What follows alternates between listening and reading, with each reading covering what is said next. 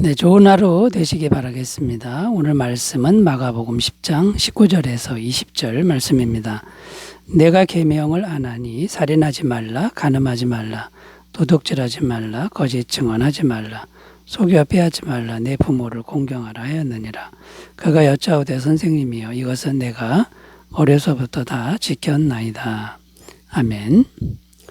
오늘 말씀에 보면 주님은 부자 청년에게 계명을 지키라고 말씀하십니다. 왜 이 말씀을 하신 것일까요? 무엇을 하여야 영생을 얻으리까에 대한 주님의 답변이라는 것입니다. 자, 그런데 부자 청년은 이것을 어려서부터 다 지켰다고 말합니다. 20절 말씀, 그가 여짜오되 선생님이여 이것은 내가 어려서부터 다 지켰나이다. 자, 그런데 여기서 다 지켰다고 하는데 이것이 대단한 착각이라는 것입니다. 계명을 지키라고 하셨을 때 하나님은 완벽하게 지키는 것을 말씀하십니다.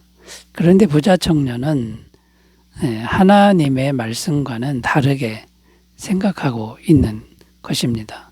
하나님 보시기에 완벽하게 지키는 것을 생각하지 않고 다르게 생각하고 있는 것인데요.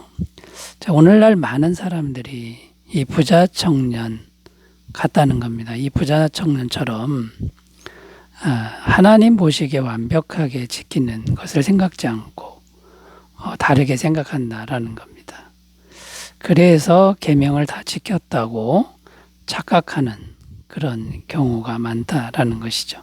그래서 오늘은 계명을 다 지켰다고 착각하는 이유가 무엇인지를 살펴보면서 우리 자신을 돌아보는 계기가 되었으면 좋겠습니다. 자, 첫 번째로 가보겠습니다. 계명을 다 지켰다고 착각하는 이유 첫 번째는 기준의 문제인데요. 하나님의 기준이 아니라 자기 기준으로 생각하기 때문이다라는 겁니다. 자, 하나님은 완전하신 분이기 때문에 완전함을 요구하신다라는 겁니다. 자, 그런데 부자 청년은 겉으로 보기에 흠만 없으면 된다고 생각했다라는 겁니다. 자, 겉으로 보기에 흠만 없으면 된다 이렇게 생각했는데 그것도 자기 혼자만의 생각이라는 겁니다. 옆에 있는 사람이 보면 겉으로 보기에도 흠이 보인다라는 겁니다. 자기 생각에는 흠이 없다라고 생각하지만 옆 사람이 보면 잘 보인다라는 것이죠. 자, 그러니까 계명을 다 지켰다라고 하는 건 심각한 자기 착각이라는 것이고요. 완전하신 하나님이 보시기에는 턱없이 부족한 모습이라는 것입니다. 우리가 하나님의 기준을 좀 생각해 봐야 되는데 하나님의 기준은 겉모습이 아니라 마음 중심까지 보는 기준이다라는 겁니다. 사무엘상 16장 7절 여호와께서 사무엘에게 이르시되 그의 용모와 길을 보지 말라. 내가 이미 그를 버렸노라. 내가 보는 것은 사람과 같이 아니하니 사람은 외모를 보거니와 나 여호와는 중심을 보느니라 하시더라. 그러니까 겉모양에 흠만 없으면 된다. 이것은 자기 생각이고 하나님은 중심까지 보시는 걸 우리가 염두에 두어야 된다라는 거죠. 그리고 예수님은 사람의 마음의 동기까지 깨끗해야 한다고 말씀합니다. 마태복음 5장 27절 28절 또 간음하지 말라 하였다는 것을 너희가 들었으나 나는 너희에게 이르노니 음욕을 품고 여자를 보는 자마다 마음에 이미 간음하였느니라. 자, 마음의 동기까지 주님이 다 보시는데 그래야 계명을 다 지키는 건데 겉모양만 달랑 그것도 자기 생각에만 그렇다고 계명을 다 지켰다라고 하는 분들은 심각한 착각 속에 산다라는 겁니다. 자, 그러므로 자기 기준을 내려놓고 하나님의 기준으로 가야 하는데 자, 그러면 어떻게 되는 것일까요? 계명을 내가 다 지켰다라고 도저히 말할 수 없는 지경이 된다라는 겁니다. 그리고 아무리 계명을 지켜도 여전히 나는 죄인일 수밖에 없다는 것을 인정하지 않을 수 없다라는 것이죠. 시편 51편 5절 내가 죄악 중에서 출생하였으며 어머니가 죄 중에서 나를 잉태하였나이다. 그러니까 뼛속 깊이 죄로 물들어 있는 자신을 인정하지 않을 수가 없다라는 겁니다. 자, 그런데 하나님 앞에서 내가 뼛속 깊이 죄인인 것을 이제 인정하면 어떤 일이 벌어집니까? 이때가 비로소 하나님의 은혜가 풍성하게 임할 때라는 겁니다. 하나님의 은혜가 임해서 죄를 완벽하게 씻어주시고 또 깨끗하다, 의롭다 인정해 주신다라고 성경은 약속합니다.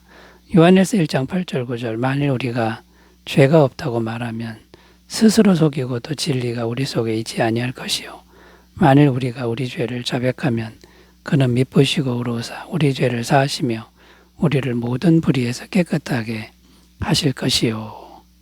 자, 그러니까 여러분 내가 계명을 다 지켰다 이렇게 착각하는 게 아니라 나는 계명을 못 지켰습니다. 앞으로도 지키지 못하는 죄인일 뿐입니다. 겸손하게 인정하는 것이 계명을 진정으로 지키는 길이 된다라는 거죠.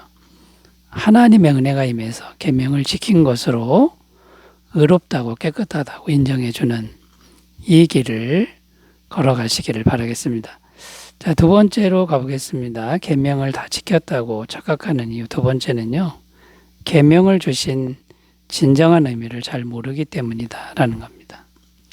자, 하나님이 계명을 주셨는데 계명을 주신 의미를 알면 계명을 다 지켰다고 말할 수 없다라는 거죠.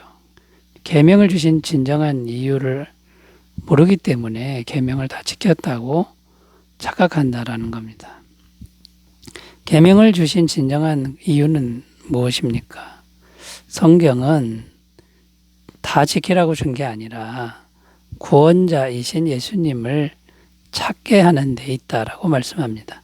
갈라디아서 3장 24절 이같이 율법이 우리를 그리스도께로 인도하는 초등교사가 되어 우리로 하여금 믿음으로 말미암아 의롭다함을 얻게 하려 함이라.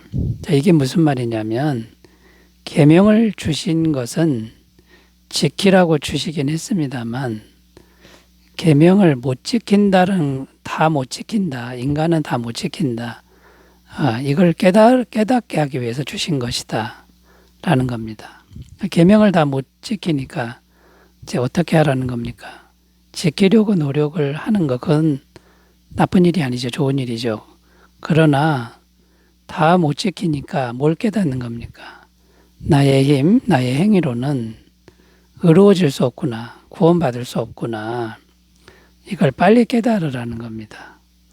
이걸 깨달으면 내 힘으로 안 되니까 하나님으로부터 오는 구원자이신 예수님을 소망하는 그 길로 나아가라는 거죠. 그래서 예수님을 믿고 의지하는 그 길을 빨리 발견하라는 것이 계명을 주신 이유라는 겁니다.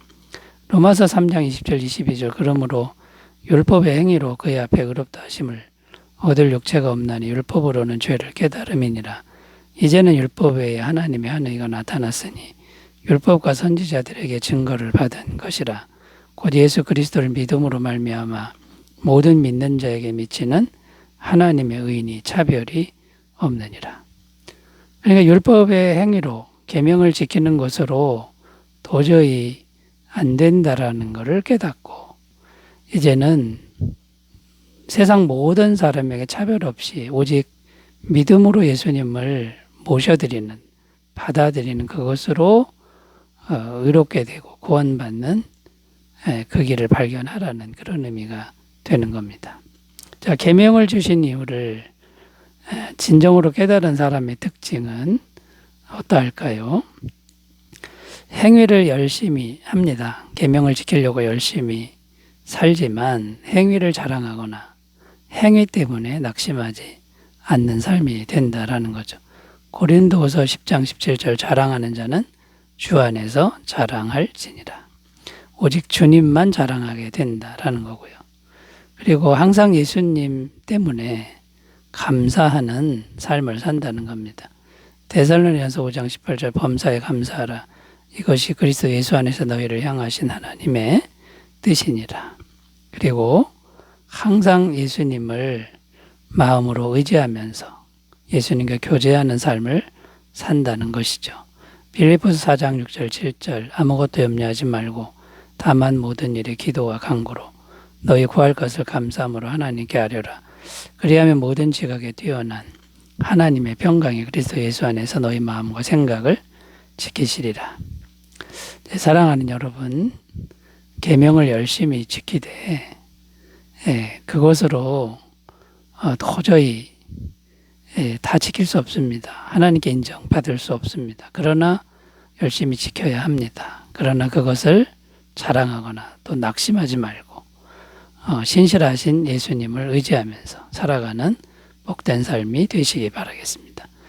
자, 세 번째로 가보겠습니다. 계명을 다 지켰다고 착각해 하는 이유 세 번째는요. 인간의 죄성과 교만이 계속 역사하기 때문이다라는 겁니다. 인간의 죄성과 교만이 계속 역사하기 때문이다라는 겁니다.